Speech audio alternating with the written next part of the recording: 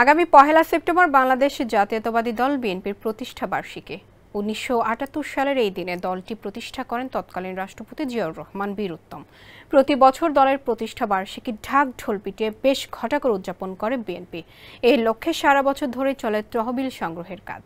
কিন্তু চলমান পরিস্থিতিতে প্রতিষ্ঠা বার্ষিকীর বহু আকাঙ্ক্ষিত সেই কর্মসূচি বাতিল ঘোষণা করেছে বিএনপির হাইকমান্ড।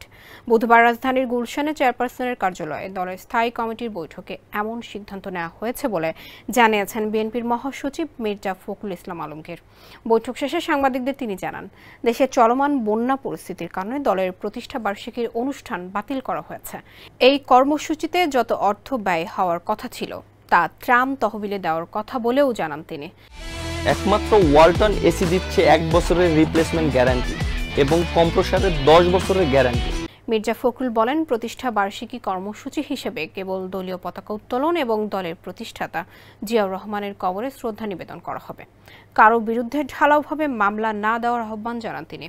সব মামলায় কেন্দ্রীয় নেতাদের জড়ানো ঠিক নয় বলেও জানান মির্জা ফখরুল। তিনি বলেন, যে মামলায় সম্পৃক্ততা থাকবে সেটাই দেওয়া দরকার। মামলা নেওয়ার আগে যাচাই করে নেওয়া উচিত বলেও জানান তিনি। মির্জা ফখরুল বলেন, ব্যক্তিগত শত্রুতা থাকলেও তার নাম দিয়ে দেওয়া হচ্ছে, এটা একটা বিরূপ ঘটনা, এটা একেবারে বন্ধ হওয়া দরকার।